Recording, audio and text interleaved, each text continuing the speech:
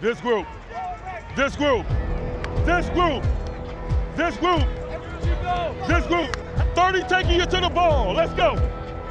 Big dog. Let's go. Let's go. Boy, they cut the lights off during our pat and go. I'm like, that's dumb. Like, that's they crazy. do. They mean it. Hey, you know what time it is? The City of Champions. And he's going to get set. Let's go! Touchdown Steelers. The standard is the standard.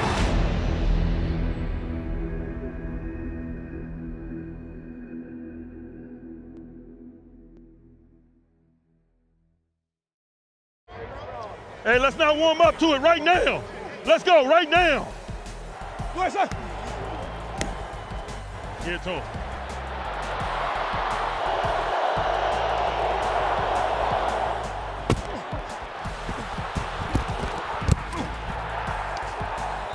Ball's ready, so are we. We got to be ready. Let's go. Hey, let's go right here. Let's go right here. Let's go. Stand up. Let's go. It's our time. Let's go. We gotta get these damn points right here. We gotta stand up right here. Hey, we gotta do something now. Let's go. We gotta do something now. Let's go. Hey, we gotta give our defense a break now. We gotta give them a break. Let's go. Put together a drive. All it takes is one. Let's go. All it takes is one. It's been a tale of two halves for the Pittsburgh Steelers for most of the 2021 season, and last Thursday in Minnesota was no exception. Ben Roethlisberger is known for his comeback wins, so despite falling into a 29-0 hole, he was able to find a way to give his team a chance. In this possession that feels critical. On 3rd and 2, the give to Najee, and he's still on his feet. Man, what a run. Here's a pass contended, and who's going to get it? James Washington high points that ball. Roethlisberger, touchdown, Harris. Way to fight! Hey, way to fight! Big sequence here, D. Let's go. Get him up. Ball tipped and intercepted, and tipped off the hands of Jefferson, and Witherspoon said, thank you. Way to fight. Good drop, 5-5. Kello, way to go. Way to go. Way to drop, 5-5. Pass to Claypool, and what a catch. That's a catch. Dual possession. Yes, Chase! Yes, Chase! Yes! And the turn to give to the second man. Najee's into the end zone, standing up for the Pittsburgh Steelers touchdown. All right. All right, way to go, 4-4. All right, 2-2. I saw you get ready to go airborne. I saw how you held it. Way to go. Gets hit as he throws. Get up underneath it. And the pass broken up. Oh, yes. Here they come. It's picked up. He throws it long down the near sideline. Deontay Johnson pulls it in. Downfield, caught. Touchdown. It's James Washington with a Steelers touchdown. 2 points. 2 points. 2 points. 2 points. That's all right. We will remain aggressive. Hey, wide outs and corners is where it's going to end up. Let's go. Cousins, pass is picked. Intercepted by Witherspoon. Witherspoon with his second pick of the game. Way to go. Pass is caught. Freiermuth, touchdown. Throws it long down the near sideline. That pass will be Chase caught the ball. Claypool with an unbelievable catch despite a flag on Breland. You gotta be kidding me. Underneath, it's Johnson. Get out of bounds. He is able to break a tackle and get out of bounds and give Pittsburgh hope. Way to go. Way to go. Last play barring a defensive foul. End zone, Freiermuth, incomplete. Vikings win it.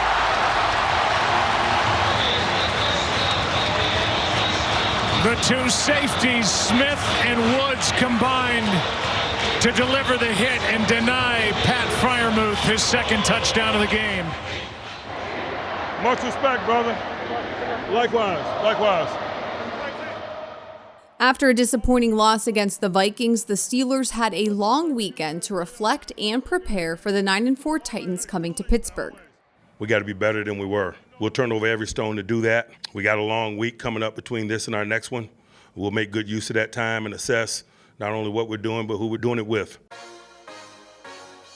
The next man up mentality is not new for the Steelers. Cornerback Ahkello Witherspoon, who was traded to the team in September, is one of the many guys who has put their hand in the pile.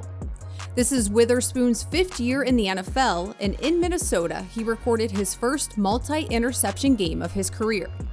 Each member of the secondary has made an impact in various ways throughout the season, which is a testament to the development of another newcomer to Pittsburgh. Enter first-year secondary coach Grady Brown into the fold. His journey spans from the college ranks to the NFL, and he's had experiences with some familiar faces along the way. I'm really in a blessed situation because a lot of our players here in the secondary are guys that I actually recruited when they were coming out of high school. So I've been knowing quite a few of these guys for a long time. Recruited Minka and Cam Sutton. It's been a great transition, and like I said, the ball is the ball, but having guys like Coach Tomlin and TA around to help kind of ease that transition, definitely makes things much easier.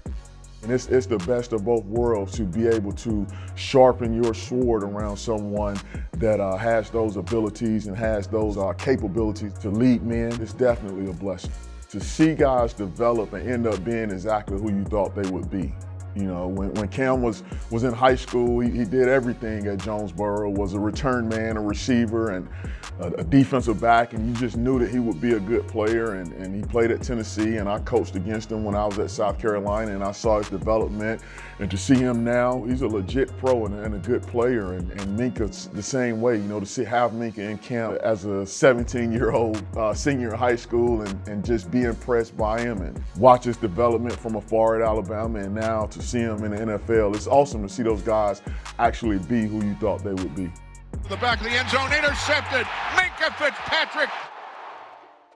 Two-time Pro Bowler and first-team All-Pro, Minka Fitzpatrick sets the standard in the secondary and has demonstrated a role of leadership for his teammates to look up to.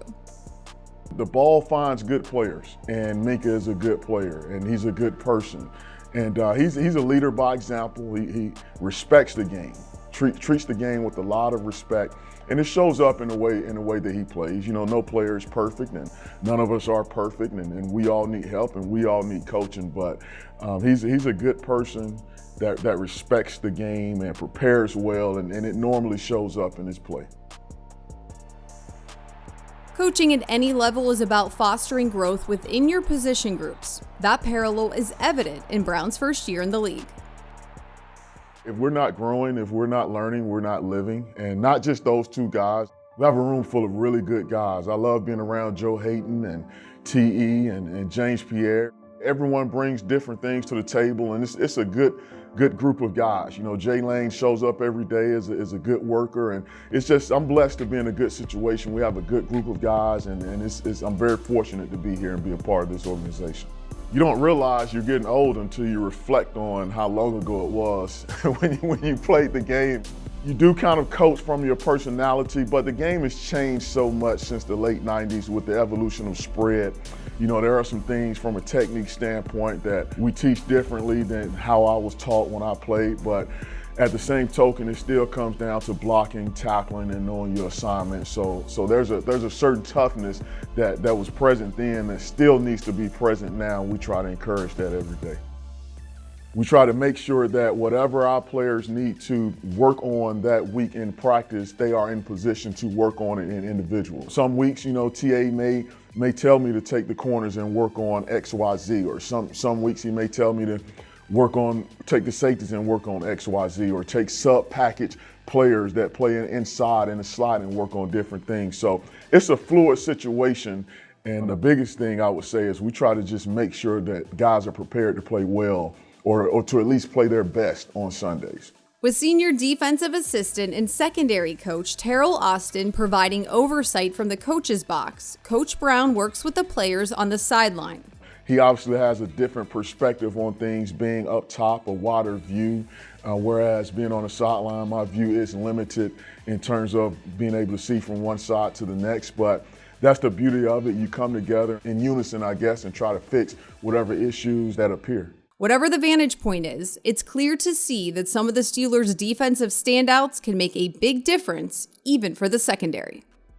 the game is still won or lost up front. To have guys like Cam Hayward and to have guys like TJ be as effective as they are at their jobs, it definitely makes the job in the secondary that much easier.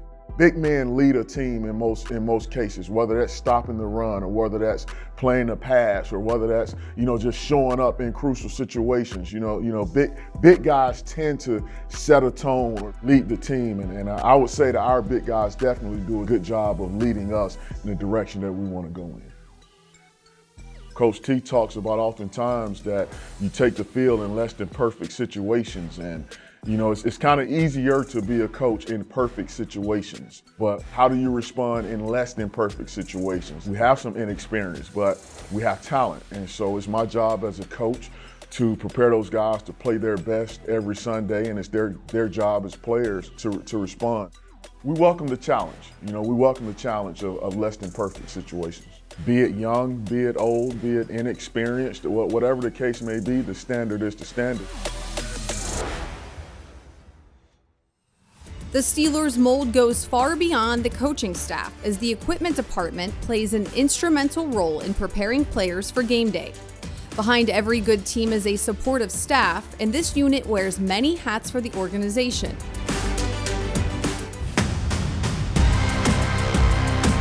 From moving thousands of pounds of equipment throughout the season to transitioning the team from their practice facility to their game day destinations, each member of the staff has a critical role in getting the team ready.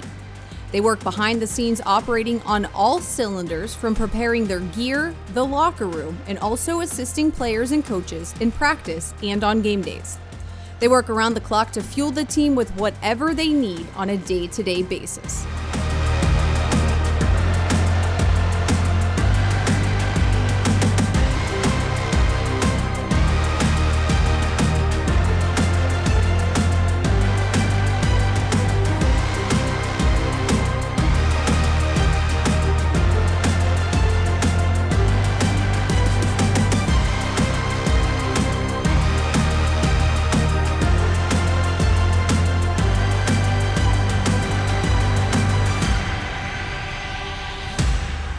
Four games remain in the 2021 season, starting with the AFC South division leader on Sunday at Heinz Field. The Steelers are hoping to get some familiar faces back on both sides of the ball and put on a strong performance. As Coach Tomlin says, it's put up and shut up time.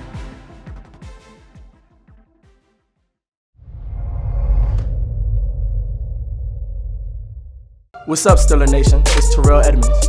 Welcome to the Pittsburgh Steelers official YouTube channel. Make sure you subscribe to our channel to stay up to date on everything going on in the Steel City. Thanks for being the best fans of football, and here we go.